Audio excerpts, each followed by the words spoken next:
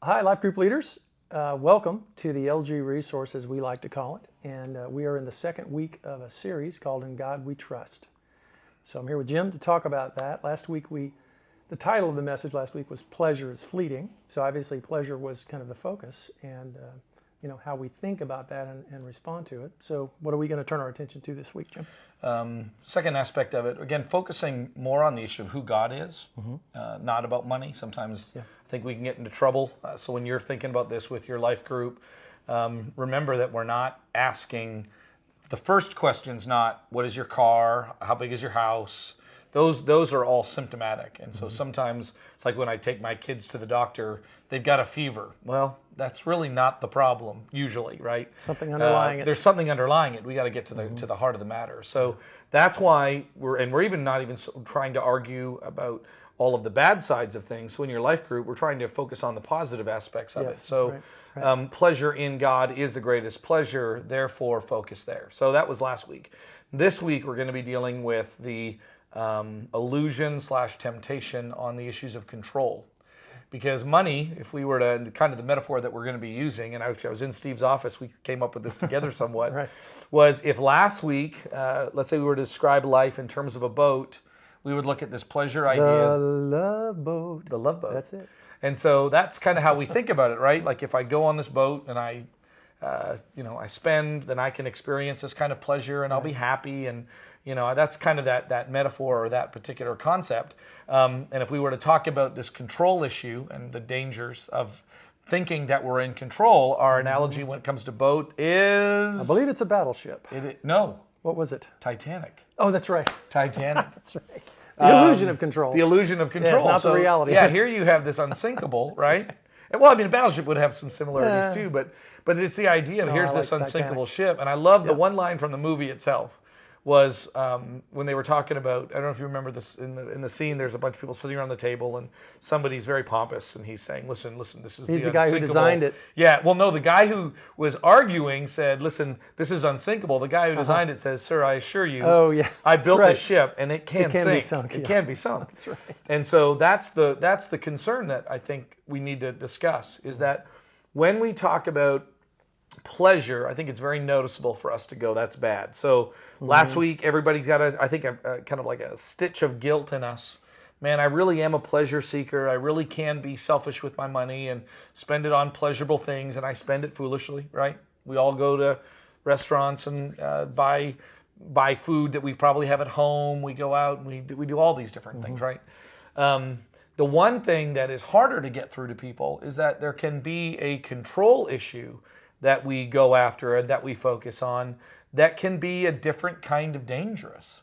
So you see the foolishness of pleasure, but there can be a foolishness in terms of trying to build control into our lives. I'm going to build bigger barns, store up for myself wealth. And that's one of the texts that we're going to be. Yeah, that's one of the texts that we're going to be looking at. So that's why we're going to be dealing with, if pleasure is fleeting, control really is a facade. It might look like something, but the truth is when you strip that away, what you actually find is that we're not in control of these things. And sometimes money can give the illusion of success, control, health, when in reality that's just not true. There's no substance behind it that's eternal and lasting. So that's what we're going to be looking at. It's easy to be misunderstood when you're talking about life and death issues, or really any kind of life issue. And money can be one of these things where we really feel like people are intruding on our lives when they talk about it in almost any fashion.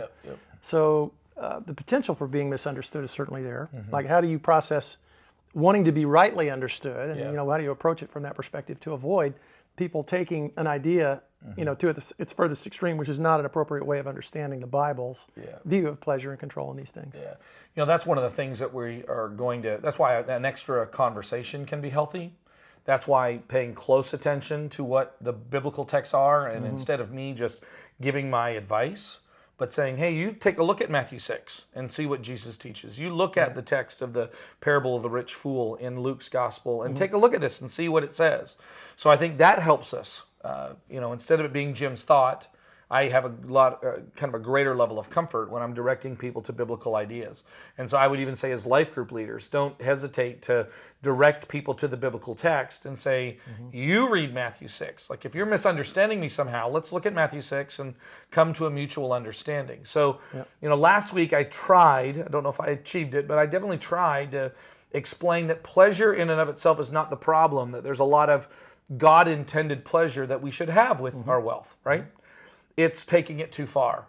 And so I guess if I had a concern this week is that by the time I'm done, that there would be those who would wrongly argue that my point was we should be financially irresponsible. Right. And that by being financially responsible, we are actually being unchristian. That's not what I'm saying at all. What I am saying is that along with that financial responsibility or independence, being financially responsible, along with that comes the temptation or the illusion that I may not need God. I mean, truthfully, when was the last time you were on your knees asking God to provide for your family? So even with the Lord's Prayer, give us this day our daily bread. We have to metaphorically kind of think about what that means, right? I thank God for my food, which I guess is an important thing every meal, right? I thank you, God, for this food that you've given me. I don't know if I need them for food. Do I need them for food? Probably less now than you did 20 years ago. Exactly. I mean, when Andrew and I were in college, we kind of needed God for food. But now that I've got a great job and, I'm able to take care of myself and I've gotten a little bit older and I've tried to be financially responsible in some areas, I've got that one, God.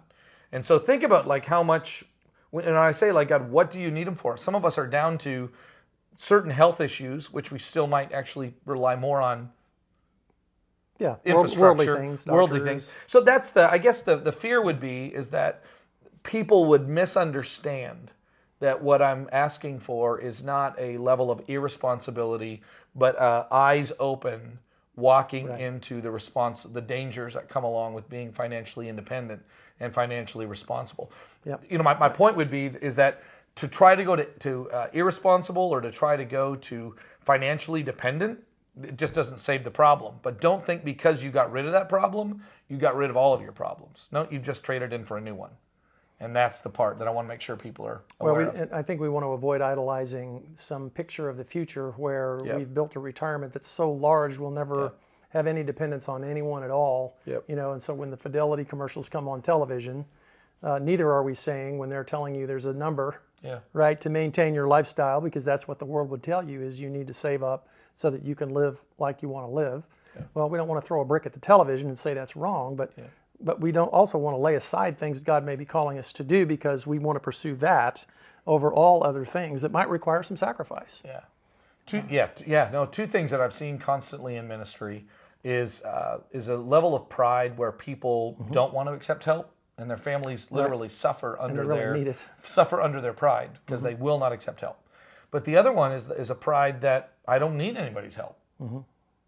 And never will. And I'm going to see to it that I never will. Yep. I've got control of this.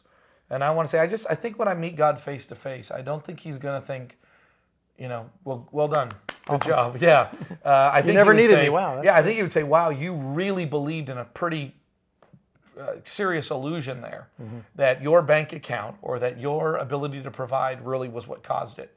Who makes the grass grow? Who brings the sun out? Who does these things? And I can be completely immune to that. And that's the part I want to make sure that we address this Sunday.